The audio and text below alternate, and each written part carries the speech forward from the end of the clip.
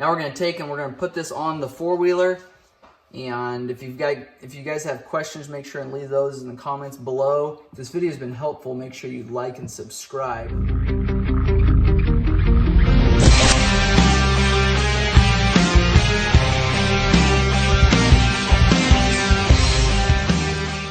Alright, I've got you in a place now where you hopefully should be able to see what we're doing here. I've got our carburetor ready to go on. Now, you have seen in other videos, if you've watched my channel for any amount of time at all, we've actually taken and drained the fuel tank on this one. It had some bad fuel in it, so that's why we had the fuel tank off. Typically, you wouldn't do that. Now we're gonna hook this throttle cable up here. We're gonna wind it around, slide it through there, and then we're actually gonna thread it back into this housing. Now, this is not your idle adjust here, so you wanna make sure this butterfly is completely seated. If you have got pressure on this butterfly here, that's gonna be opening up. That's gonna act as your idle adjust, but what's gonna happen is your idle's actually never gonna come back down if you've got that position too high. The other thing, so you wanna touch the thumb throttle itself. You want a little bit of free play in there. So you want, I would say, 1/4 inch of free play and kind of preference there, but you wanna make sure that there is a little bit so you're not constantly putting throttle to that four-wheeler. Take a 10mm wrench then and snug up that lock nut there, and now we can actually take and put our throttle cover on here. Got a tab on the bottom that slides down into that groove there, and then you've got a Phillips screw that you put in position there that covers that up. That's not completely waterproof or sealed, but it does a pretty good job of protecting that there. Okay, we'll snug up that lock nut there. Now we'll come over to this side, and we've got our choke assembly right here. You want to make sure that you've got your plunger there. Underneath that cap will be a spring, so you want to make sure that that's functioning properly. You can just take, and that's a plastic cap, so just be careful that you get that threaded in there straight when you're going back together there. And then take a 14mm wrench and you can snug up that cap. Got that snugged up now. I'm going to take and I'm going to set that carburetor down in there, and we're going to take and kind of push that airbox back, and you can put it in, I like to put it in that airbox boot first because there's more give there, and we can actually take and shove that carburetor back farther and set it down into the intake boot on the motor side, that intake manifold. That boot is less forgiving, and so you want to make sure that you've got it slid onto that, that motor there, and tighten down before you do any final adjustments to that carburetor as far as position there. Okay, and there'll be a Phillips screw coming in from the bottom, or at least on this one it's in the bottom there, that you can tighten this clamp up with. You want to make sure that this clamp is tight, otherwise you're going to be sucking dirt and air in on that intake there. Once you get that in position there, then you can take your airbox bolts there, put them back down in there, and I would take and snug up that boot on that airbox. If that boot is cold or fragile at all, you want to make sure that you just got a good seal on that before you run this, because same thing, you want to make sure that there's no air leaking in that boot here. We've got an air filter we're going to throw in here. We've got the cage that we just set down in there. Here's a protector here that protects that carburetor. You want to make sure you got everything buckled up there before we put that on. It's kind of a noise dampener as well as just protects that air.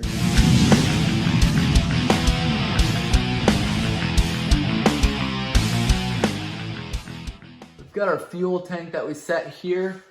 We're actually going to flip this over now. I'm going to put this back together. I had pulled that fuel petcock, if you remember, on one of my videos. I showed you what kind of dirt and debris. I think somebody had shoved old apples down in the fuel tank for whatever reason. They just look like old apples, and that was some nasty smelling fuel, and pretty much destroyed that carburetor. Okay, we've got our fuel petcock here. We've got an O-ring that we're going to take and seal it up, use to seal up there. I got a little bit of grease I'm going to put around this area here. You could put it directly onto the seal, and I'll actually put a little bit on there.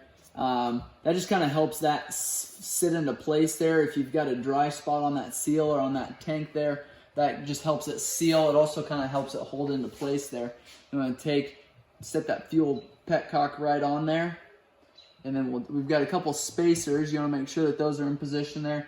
and then our 8mm screws there. We'll snug both of these up. Spacers on that fuel tank just kind of center that that O-ring and everything there, make sure it's in the right position.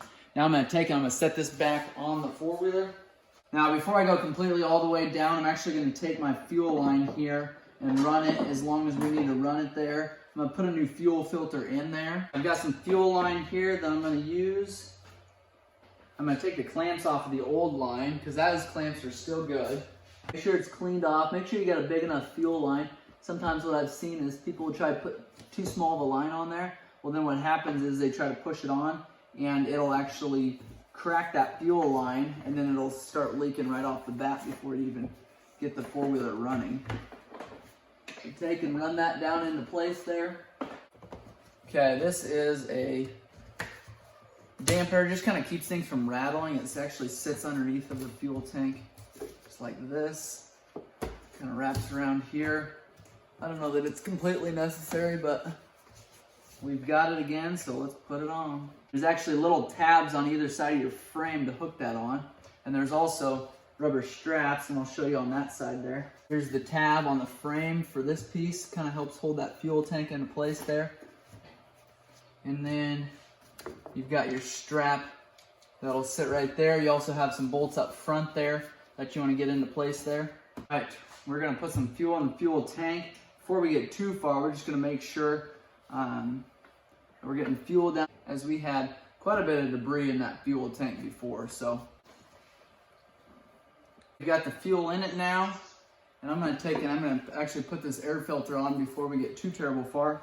Got the filter on there. I'm going to go ahead and tighten up that clamp. Okay, we'll put the lid on, that fuel on.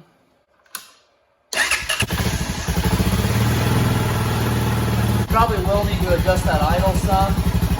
I don't like to do that until I get it warmed up, but it appears to be really low, so I'm actually just going to turn it up, and we'll have to adjust it more precise later, but it really started up and ran just spectacular.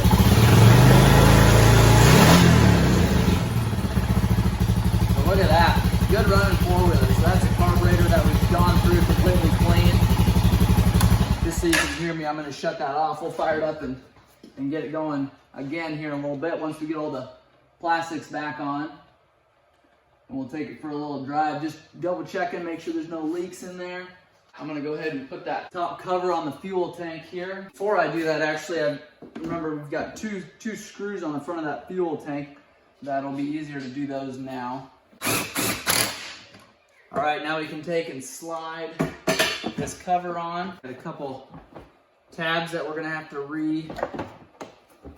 slide in there. Get that over the top cover there, or that fuel tank. Dirt or debris getting in there. You got to remember to get a vent hose for this. It's important to have that on there so that we don't get water in there if this four-wheeler sits outside. We have some tabs over here and a handful of 10mm bolts. And then I'll come around to that other side there and do the same thing. We've got a couple 10mm bolts we've got to put in over here. We're actually going to pull this down. I'll get it pictured and we'll get it listed for sale. This is a extremely clean Honda Foreman.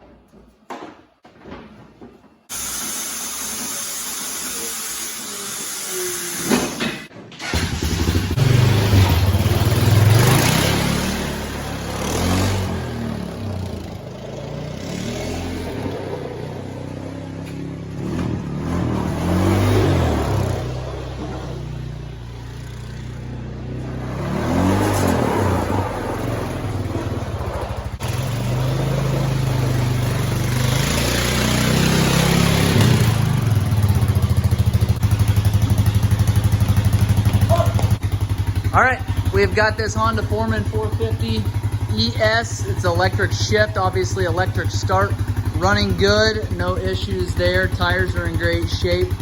Full-time four-wheel drive, digital dash with 618 original miles on it. So this thing is in top shape, shifts well, runs well, serviced and ready to go. If you've got questions or comments, make sure and leave those below. I appreciate you guys watching this video.